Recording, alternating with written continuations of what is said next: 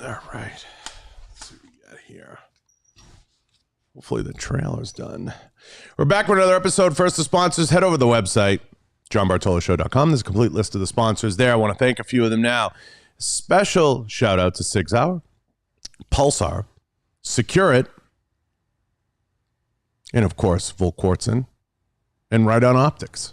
We appreciate all the sponsors. Without them, the show wouldn't be possible. Support the show by going and getting something from the sponsors. Guys, go check out a complete list there. Galco, all the different brands. Go check them out. Please, awesome brands. Support the show by going and thanking the sponsors. Leave reviews. Do a terrible job asking for them. Please leave reviews. I got a special guest there. Guys I've worked with for a long time. I mean, I'm not talking to them every weekend, but, you know, I've always loved their work. I've always respected what they did in the marketplace.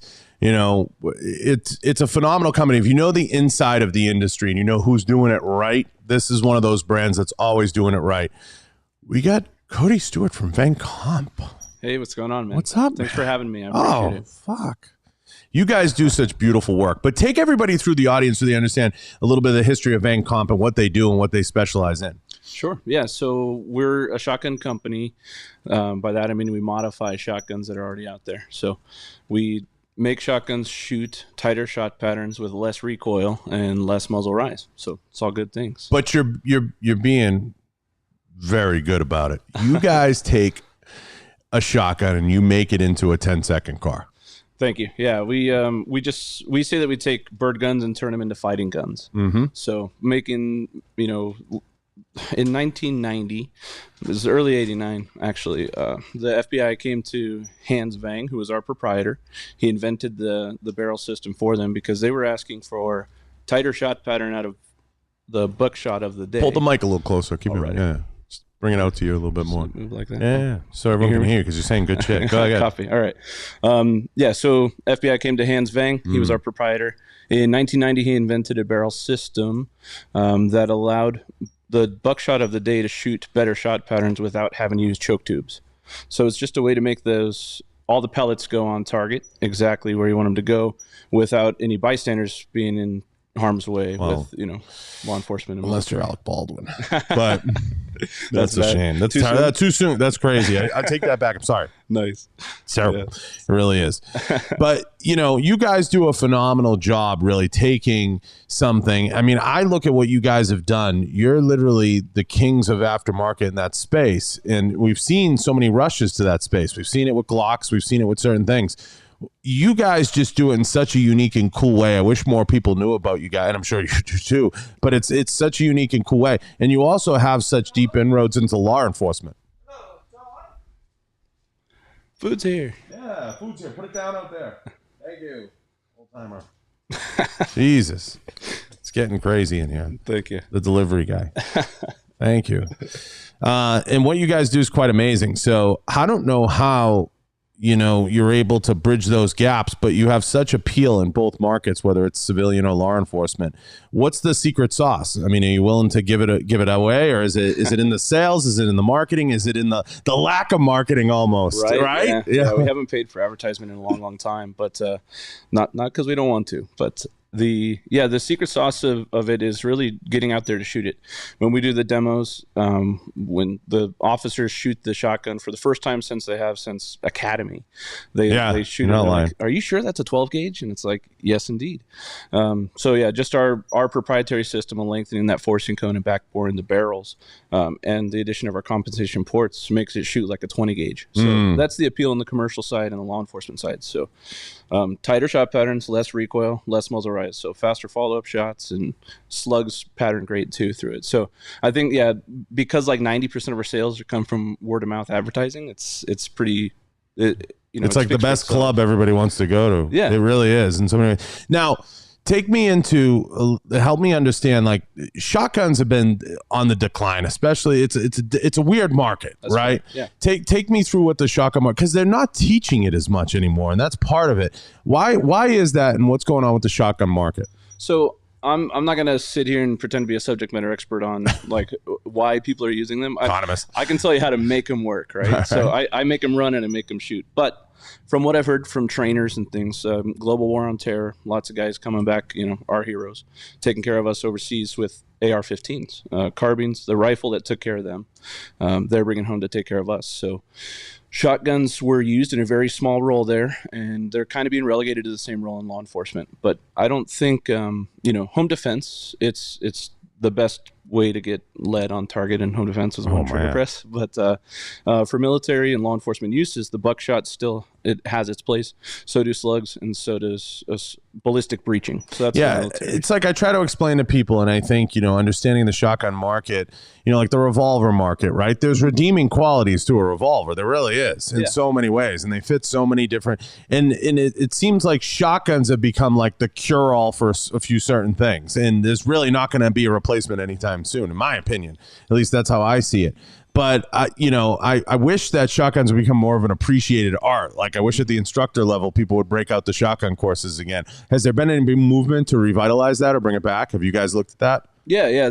We're working with a lot of different trainers right now, sort of their subject matter experts on the implementation of that. So from the home defense side, from the law enforcement side, because the shotgun has so many different ways to be used, it's a very diverse tool. It's you can put slugs through it, put bird through it, put buckshot through it. So you can feed your family, you can defend your castle, and you can take out bad guys with it. So, I love it. So because of that, there's a lot of different ways to train with it. So it'd be really hard to just say, here's a class that teaches you how to survive with the shotgun, right? Just take game. Here's a class how to go take down bad guys with the gun. Here's the class to go breach doors with the gun, and here's the class to defend your castle with it. So because of that, we're working with a lot of different trainers in a lot of different arenas in the implementation, because again, the gun's so diverse in what you can do with it. Yeah, it's definitely a catch-all for so many people, especially if they're limited on funds and they're not going to buy 15 pieces. We say it all the time. What do you need? You need 3 pieces. You need an AR, a shotgun, and a pistol. For the most part, that'll cover your safe. I mean, you'd love to see maybe a couple other things in there. Yeah. I say that looking at this, right? You like it in here, though. It's nice in here. Absolutely cozy. This is the way it should be done in marketing in this business, in my opinion. Nice. It's just we get it all wrong. Now. No, you got it right. I think it looks great. I think so. I mean, I think a lot of brands either, oversell their brand. We see it with some brands out there, and then you guys did a great job of just balancing it and making sure you were kind of a little bit of a word of mouth business, but a little bit of an inside the industry business. And that's how you grew. And it became like, oh shit, you got a Vangcomp. You know what I mean? Like that's something nice. Now, where does it go from here? Now that you're in Vegas, what happens now? Yeah. So, Hans retired, our proprietor, and sold the company to our best dealer, who's Freedom Firearms up here in Las Vegas. So Mike's plan with the company is to take it into, for 32 years, we've been around turning bird guns into fighting guns. So what we want to do is get good relationships with some OEMs, get Remingtons, Mossbergs, Benelli Berettas, get that stuff on board, and just have our barrel technology built into from the factory. So people don't have to send their barrel away to us to get those improvements. So, the Vangcomp system, we're different from other aftermarket folks because we actually put horsepower into them. We make them do what they do better with less pieces. So less moving parts, less things to maintain. So that's all great for a manufacturing side. So I think our next step, what we're looking at, is diversifying from the American-made shotguns of the past, like we've always done, Remingtons and Mossbergs, and now we got our eyes on Benellis and Berettas. So, chrome line bores have been a trouble for our horsepower because we had to use our reamers and we would remove that chrome lining. So, the fixtures here, the tooling's here. We got a couple secrets going on how we can keep that chrome lining from doing any of the weird stuff like tearing out and all that. So that's like the next step on the custom side. The production side, we're working with Remington and Mossberg both to get some Vangcomp guns on the shelf. I think that would be amazing. I don't see why they wouldn't. I love when they, when brands go through that custom shop resurgence, and you see it come and go, like with Smith & Wesson and certain brands. And what they'll do, guys, is they'll have like a custom shop, and like it'll be like a team that'll come in and do some sick work that nobody's doing to the guns, but it was being done in the aftermarket, but now they're starting to bring it more in-house. You see that with SIG, you see it with a lot of different brands. Right. I think it revitalizes a brand, and I think it provokes innovation and change, and that's where it can be a tremendous value. I feel. I mean, obviously, I would think you guys would feel the same in what you're trying to do, because it really is innovative stuff. And sometimes some of the brands get stagnant in what they're making, and there's production, and then there's slightly above production. And there's nothing wrong with that. It's just understanding that it's there. Right. Yeah, tell me about it on that, because we've been doing our barrel system for 32 years, like I said. So there's not a lot of big changes. I mean, one of the evolutions we did was that we did a flight control optimized. So if you know shotguns, you know that the flight control buckshot is the gold standard. It's essentially like a saboed buckshot load. So the pellets don't get any deformation from the bore like you would from standard buckshot, because they're all protected in their sabot until they get out of the barrel. So we did a flight control optimized barrel system. It's kind of like a silent update on stuff. So if you know about it, you ask for it. It's not listed on the website. So there's a lot of stuff out there that we're looking to innovate on, and that's why the custom shop's going to stay alive on that. Secret menu. Like secret menu. You have to know what to ask for. And sometimes those are the best things. And that's what makes it kind of cool. Thank you. And if you're out there, and you guys were always, the thing I loved was, I want to tell everybody this is important. You were always priced appropriately. It wasn't out of control. To get a modified piece, if you brought the piece to you guys, it was never outrageous. Right. So you always try to keep costs at a reasonable level. And I feel like there's a lot of people out there charging $2,000 for a stipple job. Sure. So how do you balance that, and how do you make sure you're delivering the best to the folks, but not gouging everybody? Well, thanks, man.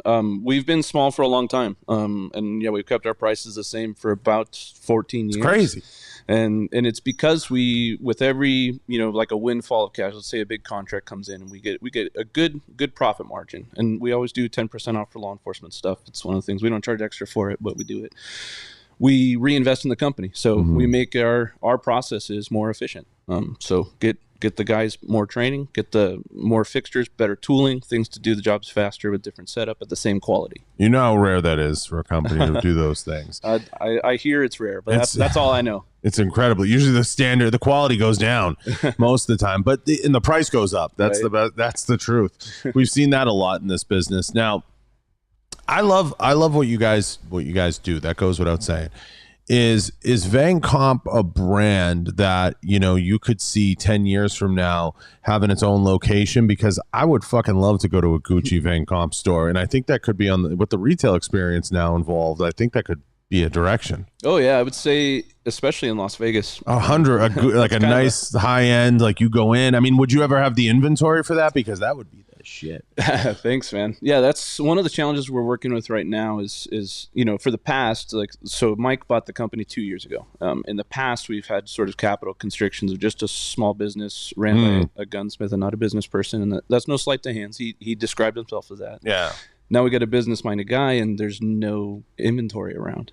So we're snatching up what we can, using the relationships that we have as a value-added reseller, where I can get OEM product from these guys at priority allocations, because our stuff makes their stuff look better, a little bit of premium there. So as soon as inventory is available, yes, I could absolutely see that being something we can do. Mike he's our owner now, and he's got a lot of relationships with gun ranges in town, as you know, right? Yeah. So there's machine gun ranges everywhere, and if our stuff sells itself by being shot, we should have our stuff in all those high-end gun places. I think a range program's like one of the most underrated marketing moves. Listen, I'm gonna let the cat out of the bag. David at Taurus, who's really good at this, he's a genius. One of my friends, David Holland. Go check him out, guys. Shout out Steve. Yeah, he's awesome. He was big into that, range programs and getting Tauruses in ranges. And he's done a great job, banging that drum, which is a hard drum to bang. I mean, it's not like Taurus is a major player in terms of we're going to put our name out there. But that's a nice way to infiltrate and to get the product in people's hands and get them using it. Because if you get them using it and you get them having fun, that's the barrier to try to get people to say, geez, I want one of these. And I think if they shoot one, they'll really enjoy it, because no matter what, in every safe, there always ends up being a shotgun there. Sure. You want it to be yours. Yeah, no, agreed 100%. And yeah, having fun shooting a shotgun is not something most people know if they've shot a shotgun, but that's because, for one, it doesn't fit them. And for two, it doesn't have our barrel modification on it. Right. So yeah, definitely got to make those guns fit. So yeah, at a range, I could definitely see that. Get a lot of guns set up properly, proper length of pull stocks, Vangcomp, barrel system. You put the sights on there. That's one of the things that we put was, the shotgun is capable of a lot of stuff with the slugs, but you have to be able to see what you're going to shoot. So now, have you guys ever done a 410? We have, yeah. I always wanted the obscure shit. Yeah, there's some obscure shit out there. There's one guy, one of our best clients. I consider him, he's just a great role model for everybody in the industry. But shout out to Alan Normandy from Battlecomp. There you go. So he's got a couple of daughters that they're killers. They're awesome. So they, one of his kids, she was young, small, and we called it Baby's First Riot Shotgun. So we built up a 410 SBS. Went through all the paperwork and did that, and lengthened the forcing cone, did a custom backbore on it. It was a Mossberg. I think it's a 510 is what they call it. And so it's a cool little pump gun, and that way she could just learn how to do the push pull technique of kind of absorbing that recoil with your support hand, and then also how to run that action every time you press the trigger. I mean, I love the obscure stuff. I'm still looking for a 357 SIG PCC. I have my hopes out there for certain shit, guys. That'd be a beast. Yeah, I'm still looking for something like that. Or in Rich Angstead, if you're listening, or Clint at Ballistic Advantage, we just need a few barrels, just a few. That's it. Nice. He refuses to make the barrels for what I want. But I'm sure you've gotten crazy requests. What's the craziest? The craziest request? Shotguns on a car hood or something? Oh, sure. Yeah. No, we've done some barrels for a 12-gauge Gatling gun that's not out yet. Oh, that's pretty crazy. Yeah, that's insane. The crank operated cost Gatling. of ammo.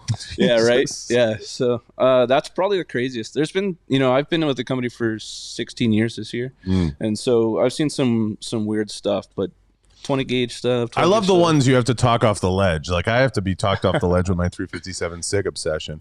It's crazy. Now it's a crazy world, and with all the peaceful protests, I want to use the right language. With all the peaceful protests going on, hi YouTube, with all the peaceful protests that are happening, you have to imagine shotguns would be back on the rise in a lot of capacities, and I would hope that they would be, especially in the next wave of budgeting and things like that. I've seen moves to less lethal, a ton. Miami PD, bunch of them. Have you been seeing the same thing, and are you guys in that game? Yes and yes. Yes and yes. So the barrel system that we do, it's nicer to all the projectiles that go through it. Beanbags, rubber, CS. There's a lot of cool implementations of less lethal 12 gauge. So the Vangcomp system just makes that all travel more true, so that all the projectiles hit what you're trying to aim at. That and our safety switch is a great addition. We invented it for Alaska State Troopers, so you could use it with gloves, right? So nice. All that stuff going on, you don't have to search for the safety switch on the Remington 870s. Same with the Mossberg 500, 590s. That tube extensions, safety switch, the followers. So all the Vangcomp stuff just makes it run better, longer without service. There's a weird obsession, isn't there, with less lethal right now and everything going on in the world. So I imagine, to me, the shotgun's the best delivery system to accomplish both of those things in so many ways. I know there's a case to be made about pepper spray and tasers, but I would think that there would be huge moves to go into that, especially with the the beanbag application and so many others that they can use. Hopefully we see that kind of grow, and I think it's a useful tool, especially in that space. And I'm glad that you guys are in it. Thank you. Sense. Yeah, absolutely. And that's like you said, you saw it at other PDs. It's happening on the West Coast as well, and a lot of stuff in the middle of the country where people they're switching to a patrol rifle instead. So the shotgun becomes relegated for less lethal. So with that, you really want to make sure you got proper sights on the thing. A lot of people are going to red dots. If they don't want the Sage gun, that's the other option, 37 or 40 millimeter. So LMTs, Sage, whatever. But sighting becomes important. And then if they've already learned it in an academy, all the officers that are out there, they're familiar with the platform, they're familiar with the sights. Just make them run. I mean, you see a lot of crazy stuff come out, like frickin' guns that shoot out lassos and shit. There's a lot of weird shit out there. But I would think that the shotgun would hold its place as being one of the better, less lethal options, especially with the beanbag application. I don't know if anybody's gonna be buying these fucking lassos anytime soon, but did you see those things? I've seen the lasso stuff and the drone, the nets. Drone. Have you seen those? No, what's the drone? So they had a 40, it was SHOT Show maybe 5 years ago or so. I think I remember what you mean, yeah. Yeah, it's supposed to be like a bola that would expand after it came out of the muzzle and just grab a drone out of the air. That's the craziest shit I ever seen. Yeah. It's amazing what they create, but it's a huge space. Mm-hmm. It's a huge space. And with everything going on, I mean, the preservation of life, trying to, not, turn everything into a shooting makes it difficult. It's a tough balance to maintain those two things. I mean, I imagine. Now, Vangcomp comes here. We're excited. I hear a range program potentially on the horizon, maybe even some level of a showroom. It's exciting, right? Any other secrets coming out? Anything coming soon that we should know about as far as Vangcomp goes? Secrets. Well, we got a lot of stuff in development. Like I said, now that we're run by a business person, there's a lot of projects that I've wanted to do for about 15 years. I imagine. Finally come to fruition. So I'm excited about that. We got a lot of, being here in Las Vegas, there's a lot of resources for us as far as wrap your prototypes, 3D printing, those types of things. So the design houses around here really helped us out. Yes, new parts, new barrel systems. There's a lot of stuff up in there. I got to be a little tight. I know. Any movement to do aftermarket parts? Yes. Yeah, we have more parts coming. Okay, yes. okay. Especially when we get our barrel system onto a platform that we've never been on before. We're going to want to put our sort of design mentality on making something durable, made in America, that you don't have to replace and takes less maintenance. So, safeties, followers, charging handles, bolt releases, tube extensions, those types of things on platforms our barrel system has not been on in the past. Those will be coming down the pipe. Oh, sick. Well, I don't want you to give away too much, but it makes me think, with all the legislative stuff, shotguns are something that always gets kind of brushed to the side in the legal scrum of things, because of where it falls. It's really interesting in terms of what people classify things as, but they haven't been able to make it evil because of the hunting application.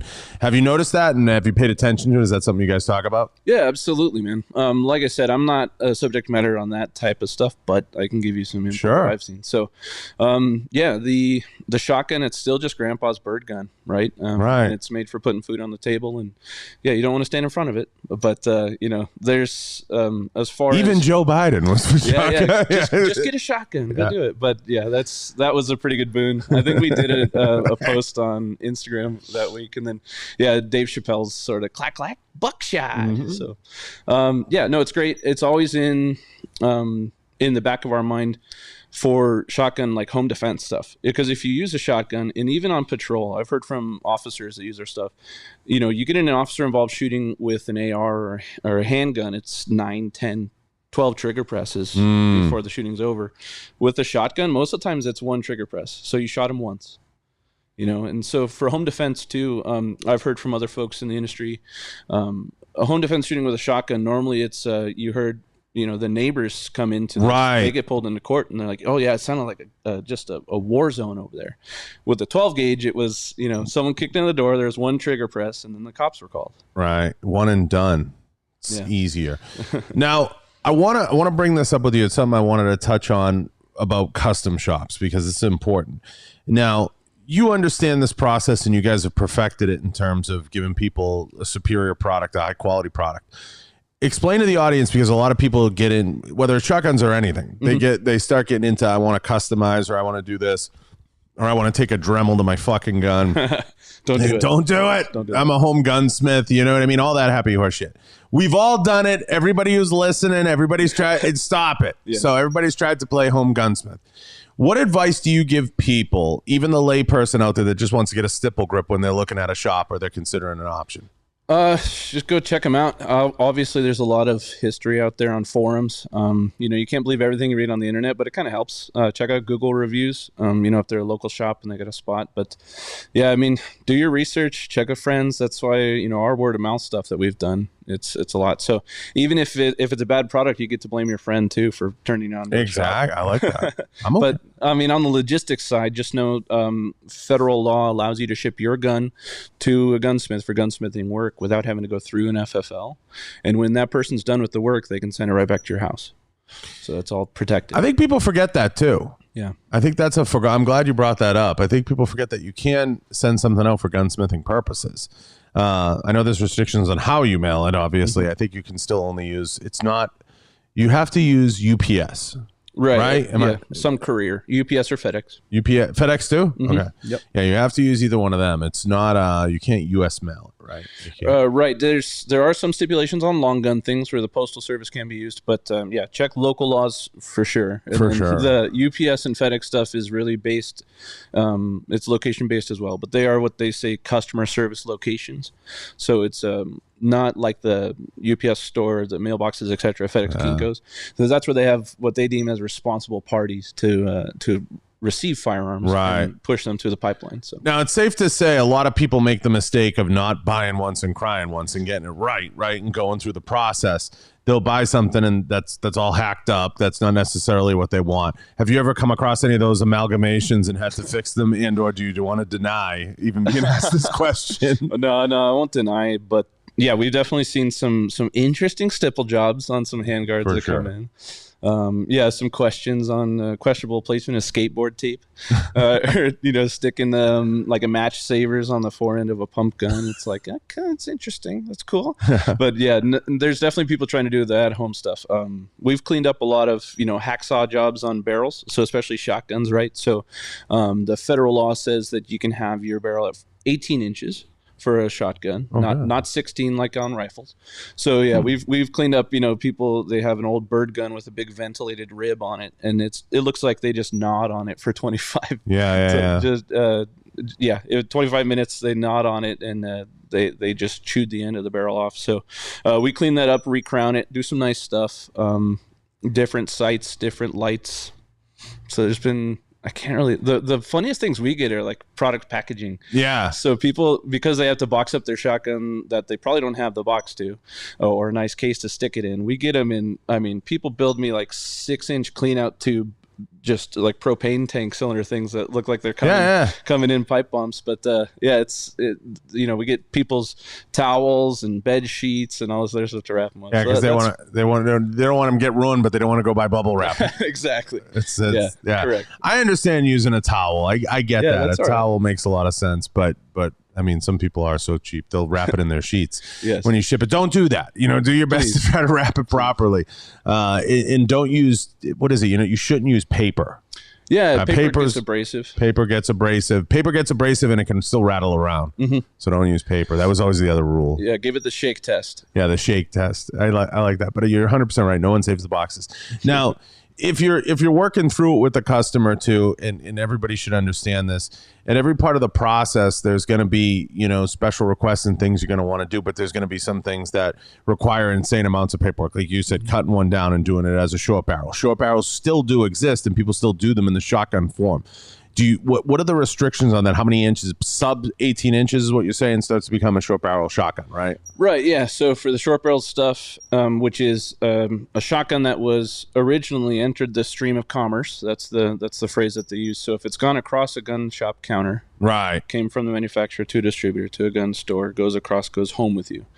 If that came with a barrel longer than 18 inches and it was designed to be fired from the shoulder, so it came with a stock on it or a pistol grip option, then that can't be any shorter than 18 inches without going through the ATF paperwork Form 1 to I was foggy on the shotgun stuff because it's different than the rifle stuff. Sure. And I wanted to clear it up because I know I'll get people in the chat that'll be like, these are the rules, right. But they are always changing, and who knows what they'll crack down on next. Now, we've seen all these crackdowns on different AR stuff.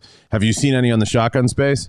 Not really any crackdowns as far as you're talking like them getting credit card records. A bullet button, anything. That too, but the only thing that I can think of that it's really affected the shotgun stuff was those shockwaves, right? Yeah. So you had Shockwave Technologies making those Raptor grips. So it used to be people taking hacksaws across their Mossberg 500s that shipped with pistol grips because they weren't designed to be fired from the shoulder. Right. And as long as it was 26.2 inches or greater, then it was good to go. So the only thing that I've seen that's really affected us on that move on what's called a pistol grip firearm was people putting braces on them with folders. Okay. So if you did put like a Hera AR sort of folder device in there, the new measurement right today, what are we looking at? Yeah, exactly. 2030 timestamp it. Yeah, it's the overall length is measured with the stock collapsed. Okay. Folded. Now, a lot of brands don't get into the shotgun game. I want to ask you this. Like, we haven't seen SIG get into it, and then we see certain brands kind of stick their nose in it, like Smith & Wesson. Do you love that, or is that like something you're like, what are you guys doing? I mean, what are you thinking when you see that? Oh man, I I got to be careful. I know, but on the spot. You can have an opinion. I mean, are you excited to see it, or are you like, yes, come on, like give me something a little better than that? Easy. I'm excited to see it because any more attention to 12 gauge kind of shows why the Vangcomp System's important. If you don't, you want a combat shotgun that you don't have to mess with choke tubes in order to get good patterns or shoot high end ammo. Right. So yeah, that in that regard, it's nice. Some of the stuff, man, it's like the fuck were you thinking? Right. Like, yeah. Like, what do you call it? Like a gun show, just hang everything off of the gun show there, man. I don't know. There's a, more power to them because it's America and you get to have whatever you want to make. So yeah. I'm cool with that. But yes, there are some companies that have made shotgun stuff in the past that I'd like to come back. Smith & Wesson has some really nice plans to an old shotgun that they used to make that would be actually pretty welcome in today's market, I think. Mm-hmm. But instead they released what they did. Yeah, like, hey, no. More power to them. And look, yeah, no, it's not. And people have to understand, we love seeing brands come out with new stuff. It's we always want to see them try. And we're not, we've talked about on this show, Springfield and some of the cool stuff they've done. I think with the Hellcat launch and that Helion and some of the things that they've done, I find that stuff tremendously interesting and compelling. And I think it's unique and I think it's new. We saw bullpups come on the market, heavy for a little while. And that was interesting, especially in the rifle game. We're like, oh shit, you load it in the back. Like, wow, that's weird. But we saw a lot of different innovation through the years, and of course, all the way up through the MP5, you welcome that stuff, and it's fun to see. But in polymer, obviously, polymer rattled the industry and changed it a ton. I mean, sure. We went from the heaviest stuff you could carry to lightening the load a little bit. But I think when some brands get into it, you kind of, to everybody listening so they understand, you kind of scratch your head like with all you have, you came up with that, you know what I mean? And that's it's not knocking it. It's just you hope that on the horizon, you see a trajectory similar to like a Vortex or other brands where they grow into the space. Yes, agreed completely. And yeah, before we move on from that, I want to say as an open invitation to any guns out there, any brands that want to release a 12 gauge, come talk to me. Mm-hmm. Let's do it right from the start, from the ground up. I know, I've been doing this combat shotgun thing for 32 years. My company has. I've been doing it for 16 years personally. So I've got a good idea of what the clients want, and I've got a good idea of what works and what doesn't. So let's talk. Yeah, I think listen, I've issued similar things. I'm like, look, I've been doing marketing and I've been in this business for a long, long time. I always open my phone up to anybody, and I think that's part of growth, and that's part of the reason why I wanted to do the show. I wanted people to come on, have conversations, and grow. Some people take that as me taking a shit on them, but it's not the case. Yeah. It's like, let's grow together. And if you have to outside consult somebody, and this industry is usually it's one of the things they're pretty good about. A lot of people will give you an hour of their time. Yes. That's one of the Cody, that's one of the cooler things of this industry. If you pick up the phone and call somebody, hey, I'll give you an hour. What do you want to know? And let's talk about it. But if there's money on the table and people can do business together, then it's even better. Mm-hmm. So then you make money together. Yeah. That's what I've always felt. Agreed. Yeah. Yeah, we've got a lot of contact with companies, higher ups that we haven't in the past. Just recently, as a side effect of being owned by Mike. So, those conversations are happening now. They're happening fast, and there's a lot of good intent with them. So, plus he has a retail arm that it can influence it too. Yeah, exactly. That always makes it good. But it's hard. This business is a weird business in so many ways, and it's hard to get people's attention. And then when you have people's attention, to capture it and to have it over an extended period of time, and to be able to deliver something to market that people want to buy, and they want to repeat that process. And that's the end goal of every brand out there. Mm-hmm. Getting there is a whole nother story, and getting to that place and having access to the brands always helps, because then you can be involved in not just the innovation, but even how you might take that product to market differently and where it might hit. Like you said, so a lot of stuff sits on shelves that would be great for the market right now, and people would jump all over. Yeah, absolutely, man. Yeah, we do see that. There's a lot of tech out there, and I try to tell people all the time, there's stuff sitting in safes that's better than what we have now. It's just getting it produced and getting it put out there into the market. But listen, I love what you do, and I think shotguns are appropriately placed in media, and if shotgun companies were smart, things like TikTok at certain spaces, and I know what everybody's going to say. They're going to say you can't market guns in those spaces. But I think a lot of them play really well. I've seen people with the trick shots and a lot of that stuff. There's a space to market all this stuff and to do stuff, and it's a lot of fun to watch play out. These, I imagine, have to be things that you're interested in, because I would think Vangcomp would be now in Vegas, it's got to get a little showtime, I would think, right? Yeah, we're definitely interested in. Right now we're still a small company, so we're looking for help. But yeah, there's a lot of, like I said, there's a lot of good ideas out there. We gotta get a camera on them and do them. So yeah, there's you could do a lot of fun stuff with shotguns on the range for sure. Yeah, I think that there's a lot of opportunity that could be missed. Yeah, well, let's do it. Let's stop missing. Yeah. You got cameras. Hey, let's run these right here. We'll just, we'll just start shooting the steel in here. That could be fun. We got frangible buckshot. Really? Oh, yeah. Yeah, we could do that. We could make that happen in here. We could suppress them. We'll call Dewey. Yep, absolutely. Call Dewey. I was going to ask you that because I wanted to touch on it. So suppressing shotguns was like all the rage for a while. Like that was the way to go. How good are you guys at it, and how dialed in is the gas across the platform as a whole? So yeah, No Country for Old Men kind of put a shot in the arm one once that's suppressed. Jesus. What was it, 1100, I think. Yeah, so suppressed 12 gauges, it's neat. I think for home defense, it does make a lot of sense. Becomes a little unwieldy if it's hearing safe, but if you've ever shot a shotgun inside of a house or a structure, you understand that you could shake the fillings loose in your teeth if you don't have what you need on there. So yes, I think suppressors, they're viable for sure. With E-form 4s coming, going to speed up the turnaround time for the papers for that. It's great. So actually, one of the things, speaking of videos, it's like we talked about this beforehand, but we didn't. I'm working on getting an instrument. I got a phone call with Dewey later today. I want to shoot a video of the suppressors. There's a few different 12 gauge suppressors out there. Shoot a video of those in different length configurations with home defense loads on different length barrels, and that way we can kind of see what's safe for shooting inside of a house. I mean, Cody, we ask the hard-hitting questions here. We try to anyway. No, I think the suppressing of the shotgun is right up there with suppressing lever actions. I think if you have one of those in the safe, that's the shit. Oh, yeah. By being able to lock that, sorry, didn't mean to interrupt, but especially with a pump action, right? Because you got no gas coming out of the chamber. You press that bolt forward, it's locked up. You press the trigger, all of the gas has to go through that suppressor.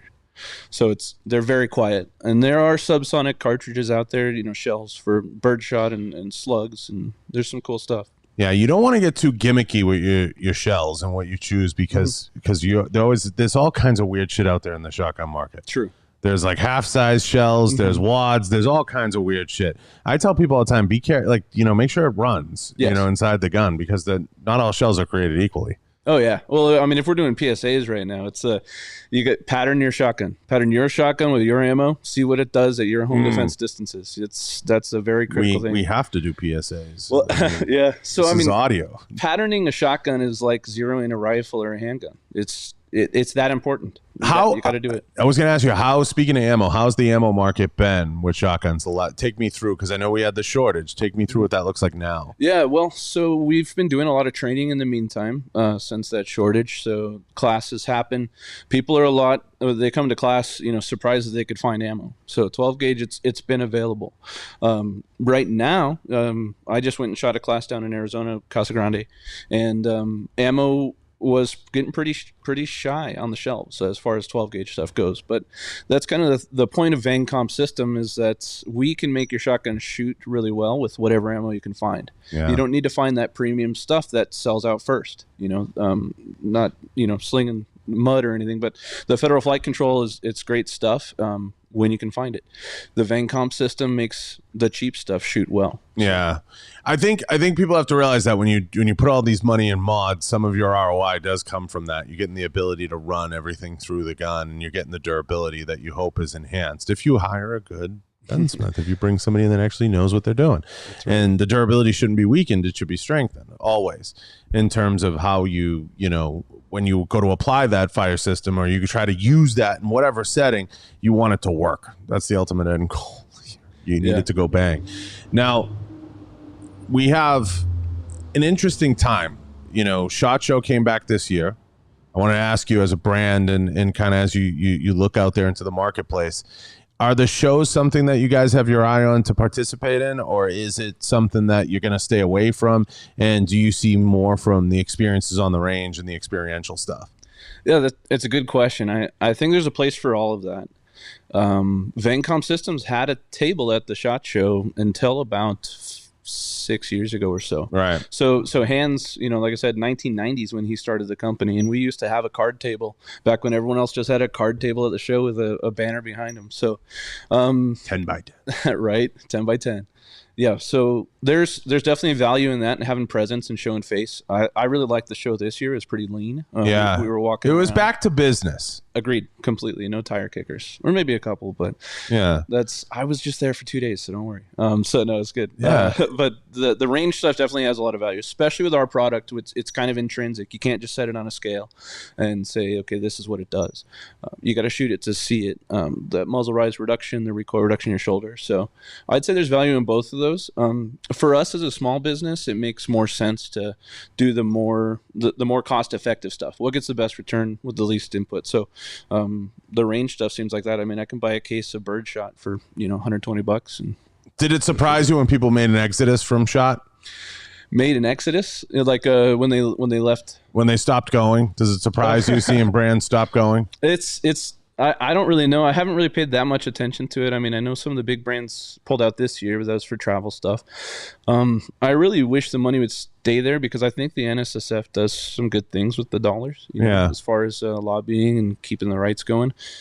So I got to say, I mean, if their revenue only comes from that show, it'd be nice to keep the dollars there or find some way to get it back in there into the lobby to keep our. I just want to see like it more of a win for brands like yours. Like you're a perfect brand as an example. I would love to see the show be an enhancement for somebody that not only has an FFL arm, but also now has an FFL arm, but also has the ability to innovate and change the industry. And what I've seen over years, and one of the reasons I've been critical of the show, is I'd like to see, like you said, the dollars stay there, and I'd like to see more of an investment because you can't out of one side of your mouth say it's a media event because you just don't pull. There's no media there.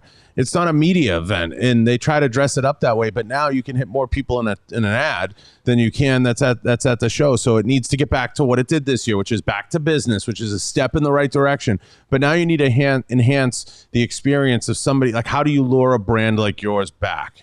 Yeah, I mean, SHOT Show, they're already they're like the candle, right? The moth to the candle. So they're kind of the only show in town especially in Vegas.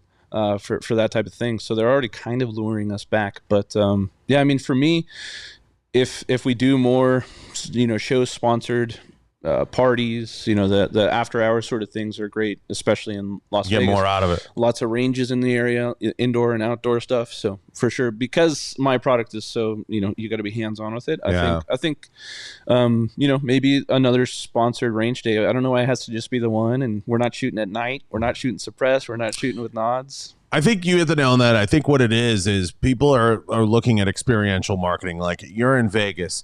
It's a lot cheaper for you to take that spend, that 20, call it 30 grand, whatever it is, because you're here in state, so it's not, crazy. But you're talking about 30, 40 grand at least, maybe in a SHOT Show event or something like that. Now, if you did a range day, like you're saying, totally different. Like if you did something where it was like you could fly the people in for those prices. Like you could literally fly in your best dealers, your best distributors, handful of influencers, and put on your own thing. Yeah, absolutely. And, the influencers are probably the only people that haven't shot our stuff yet. So I mean, there's a lot of the folks in the industry, like we've been around for so long that Vang is kind of synonymous with an actual combat 12 gauge. So a lot of people still need to shoot it. The people that are buying, one of my models that I want to follow is to get into some high-end gun shops that have ranges attached to them. Yeah. So I mean, that type of thing, and being able to host that here in Las Vegas at our own spot seems like it'd be the flagship. I said this to Neil at Ready Gunner. I said, not only do you have the model, I said, but if you add like a podcast into it and you add in like some media, like a consistent media element into that with the range, with the retail space, with all that stuff, with the instructing, everything baked into it, the online presence, you have the perfect recipe to just create endless amounts of media.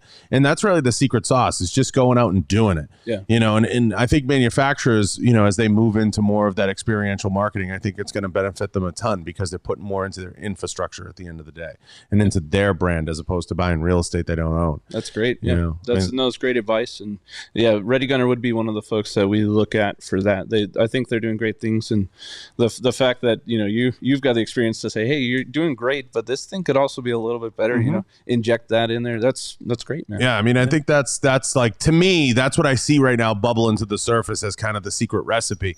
But the major brands and the big brands, they're slow to turn, but when they do, they turn with a lot of bucks, and that's what makes them, kind of like the Titanic. Like once they do that about face, you got to be ready because the cannons are coming. Sure. And we're going to see that with some of these companies building out what their future looks like. And then we have the black rifle element with them going public, which is a huge boon to the industry, which is so interesting.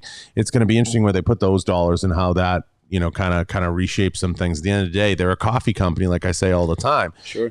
But they are public now, and they're going to have a lot of dollars to throw around. It's going to be very interesting what their presence is in the market and in the business in the years to come. But yeah, that'd be interesting to see, because the people that owned Remington was Freedom Group, right? And they did some public stuff too. So yeah, that'd be interesting. Yeah, and Remington just paid out for that Sandy Hook thing. Did you see that? I did. What did you think of that? Did you read it yet? I have not read it. So neither have I. But like I said, I've been in the industry so long. You get those people you can trust, and they're like, hey, it's a necessary evil. I mean, you do that, it's done. The payout, that's probably half of what the payout would have been. Well, exactly. And what I try to explain to people is there's a legal component. They have to look at what their lawyers are going to cost. Now, it does open the door, and it's interesting. I think it's less to do with the gun industry because we just have so little shootings. I think it actually is less right now on the surface. I haven't read the document yet, so everybody online, before you get crazy. I got to read it and kind of skim through and come up with my own thoughts. But I think it poses an interesting thing for the car industry. Oh, sure. Yeah. And that's where I think the car industry is going to be like, fuck. Right. Yeah. Because if they start paying these things out, there's way more car deaths than there is. Oh, yeah. Yeah. Cars, hammers, what else? Ladders. Yeah. And I have to imagine all those industries are going to be like, what are we going to do?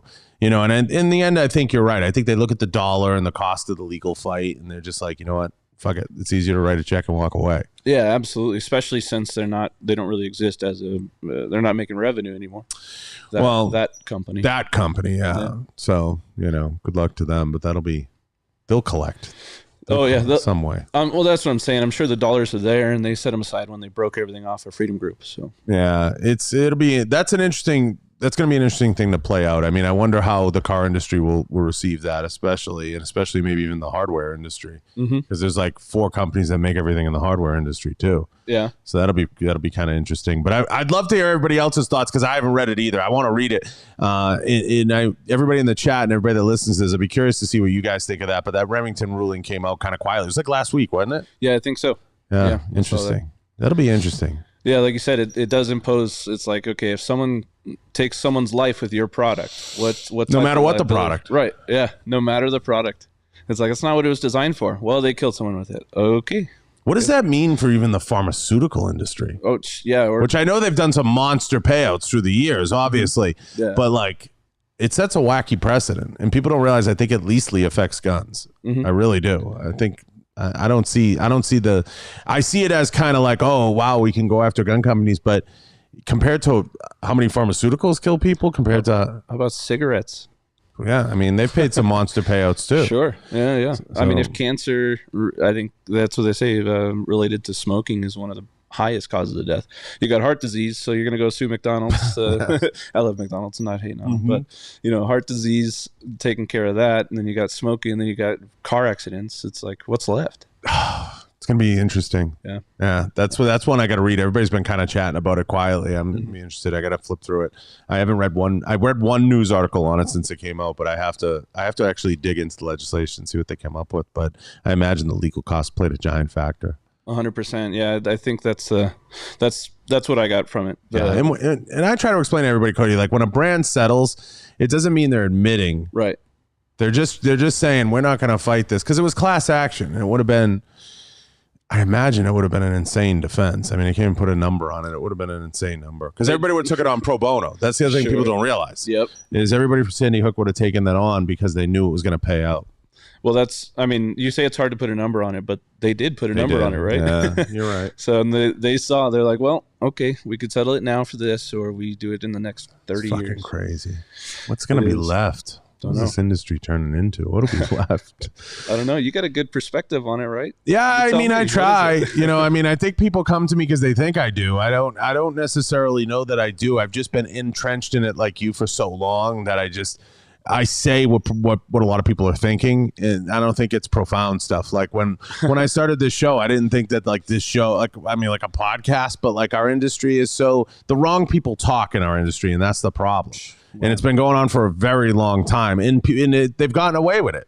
I mean, like I say all the time, you don't turn on the national news. Anytime a Second Amendment issue comes up, they're like, let's put a Navy SEAL on. I've asked every Navy SEAL I had on. I still haven't figured out what a Navy SEAL has to do with the Second Amendment. I don't know. But it's always been one of the confusions of our industry. At the national level, it's all the wrong people talking. It's people that you've never seen shoot a gun. It's people like Dana Loesch who anoint themselves, gun person. And it's like, based on what? Yeah. Based on what? Yeah, it's tough. I don't know. And those folks, if you think one trip out to gun site is makes you, the gun industry, it's like, I'm not quite. Yeah. It's not a bad start. I was never more upset. It was weird to me. Like, I'm like, Tucker Carlson was like, we're going to do a look into the gun industry, whatever. And he did that piece with Hickok 45. And I was like, that's not the gun industry. There's so many great folks like yourself, so many great brands, so many great brand leaders. I'm like, why are they obsessed with making it a range? That's a range day. Sure. Yeah, it is. And there was one good piece. I think Vice put it out. Couple friends of ours in the industry, really good guys doing training for the civilians defense research. Shout out to John Johnston, Ballistic Radio, Melody Lauer. They put a really good face on the gun industry for us. So Vice, as much as they're kind of vitriolic and just out there creating. I have a good story about Vice too. Awesome. Oddly enough. I'd love to hear it, man. Yeah, I'll tell you offline. It involves that, and then it's called Civilian what? Civilian Defense Research. Defense research. I have to check it out. Yeah, well, it's about defending yourself with guns, with less lethal, with words, with a phone. So it's there's a lot of steps you can get to without having to break a shot on someone. So it was just a really good face. Those folks being on camera and talking about the industry and why people carry guns. It's not because you're expecting to get in a gunfight. Right. That's the biggest misconception. It's the last thing you want. Yeah. So it's they do some really neat stuff, and like I said, it's not all bad stuff out there on camera. It's just kind of hard to find it. Yeah. I mean, look, this industry's wacky, but it's got all kinds of people, but it's hard to paint the right picture, and that's ultimately what we're all after is how to. People don't understand FFL owners, and this because you've been in this game for so long at that level. They're some of the best people. They're some of the best people. They're the heartbeat of this country, and they're so underserviced and so underspoken for. Like the national media, like the number one most affected person by gun legislation besides the citizenry is going to be the person that makes money from it, right? So the FFL, right, at that base level, and they are getting squeezed and cut so bad, and we never hear from them. Mm-hmm. We never hear from them. Now, that might be partly their fault, but I wish that we did. I wish they had a larger voice. I wish that at the national level they'd be willing to put these guys on and talk to them and get them talking, because I think there's a place for that, and I think we need to hear from them. Yeah, well, you got a nice platform for it already. Yeah, I'm trying. I'll throw something out there too. Any FFL owner that wants to come on and tell their story, and it pertains to the gun industry in terms of them having a harder time doing business, and they want to be on the show, message me. I mean, shit, I would absolutely put them on. I've had guys like Warrior One Tactical on. I've had a lot of different groups on, and of course a lot of manufacturers. But it's the small mom and pop FFLs, the not necessarily Bass Pro or Cabela's, but we love them too. I mean, in their own way, they're like the cousin at the Thanksgiving Day table sometimes. Yeah, the very successful cousin. Very successful cousin, you know what I mean? Right. That has a lot of weird beliefs and a lot of weird twists. But we're all in this together, and that's what I try to explain to people, because people don't understand. They think like, well, fuck them, I'm never going to buy anything at Bass Pro. Well, that's not necessarily the answer, you know what I mean? And it's not necessarily the way to go. I get it, why you might be mad about an issue or a position, but we're fighting and clinging for every inch. Yeah, it's a good point you bring up is how how you want the voices to be out there, and you want them to be in front of the cameras and out in the news. But what do you think the best outlet is for that? Like if you could wave a magic wand and have a camera on the best person talking about guns to be our figurehead, what outlet would you put them on? There's a lot of outlets, and there's a lot of good people. So I always tell people, like, first, just like anything else, check the facts. You know, if you're looking for industry inside knowledge and you're trying to understand the inside, like we always say, the inwardly facing side of the industry, you have to look at somebody that actually came from the industry. Now, I did, and I like to think I have a good pulse of the industry. I also think there's a lot of other great guys out there, like Firearms Blog. There's a lot of guys that they have their finger on the pulse. They know what they're doing. I've talked very highly about James and certain guys. I think they do good work. And I think that there's guys that are, you know, bringing up the issues, having the conversations, moving the ball forward. I do think the NSSF and I think the NRA are making a big mistake not getting into streaming and not getting into some of these spaces, because ultimately in the end, as far as media goes, I think people want to be entertained first. You know, they want to watch Star Wars, then buy the toys. You know, they want to be entertained, and you have to draw people in with the entertainment factor. That's why people have done sizzle reels. That's why people cut these exotic clips. That's why people do the things that they do, you know, to try to draw our eyeballs on. And that's what everybody's trying to do in a brand segment. Now, with that being said, what's the best path to do that, or what's the best avenue? You know, I think anytime the industry expands and gets into other areas, we've always had review guys. We've always had the guy doing, hey, send me a gun, I'll do a review. Nobody fucks with review guys anymore. Nobody. The review game in the gun industry is dead. If you're DMing Cody about a review, he's going to say no. I don't even have to ask him. That is so dead. Nobody wants to send out review shit anymore. Right. So reviews are dead. And a lot of guys who have big review channels, they're struggling because they can't sell the channel, because who wants to buy a bunch of old reviews? Right. So I think the industry's evolving, and I think the writers, everybody's realizing that the writers are bought and paid for. Okay, they've been bought and paid for a long time. Athlon, any of these magazines, any of these racks, that you don't see. I've had Dana White on this show. You don't see them write about it. Sitting in front of a gun wall. They're never going to write about this stuff. Right. So I think they've proven that they're bought and paid for, and they're never going to evolve, and they're going to die and figure it out. I think there's been forays into streaming, and I think streaming is a very good space to get into. I think Warrior Poet Society's done a great job with it. I think there's certain things out there that have certain avenues. I think Big Daddy's going to get into the game, and they're getting into the game through other ventures that Tony's involved in without me getting into it. I think that there's I think SIG's going to go hot and heavy into it. They're reading the tea leaves, and they're understanding that the membership and some of these things make sense. Yeah. So I think it's a combination of obviously podcasting and streaming. Now, what that changes in the influencer world, this is the key, is if you're an influencer out there and you're making money on your pictures, they better be some fucking amazing pictures, because now with video coming in and streaming and podcasting and other long tail forms of media, if somebody has a higher end product that's expensive, where do you think the better place to put your advertising spend is? It's going to be in something that people are going to take the time to either listen to a long tail show or something. You're not going to bet it on somebody who's just, hey, let me put a bikini picture up or something. You know what I mean? Because I see it going more long tail, and firearms and ammo and the cost of it. That's a higher end thing to get into. You can spend $5-6 grand on some guns and some ammo, and that's not even fucking cracking a dent. Right. Yeah. You know, so you show up to the range and you look like a pazza. You know what I mean with that. So it's, to me, the spend is better in you either controlling the experience or someone that's tapping into an audience that has that level of disposable income. Yeah, agreed completely. Yeah, and it's, you say it's a high-end market and it's expensive to get into, and it's getting more and more expensive every day. I mean, ammo prices aren't coming down. I mean, I think it's kind of the new normal, the prices you see on the shelf. But no, I appreciate your input on that, on the, what you think that media future that looks like. And if you're not in that space, like if you're like a brand that says we're small, we're not in that space, then the age-old rule is buy into the space. Get somebody who's doing it well.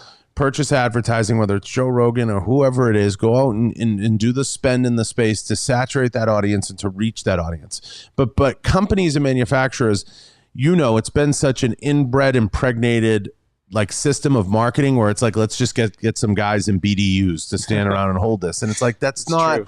It's true. That's not real marketing. You know what I mean? That's playing to an audience you already have. Yeah.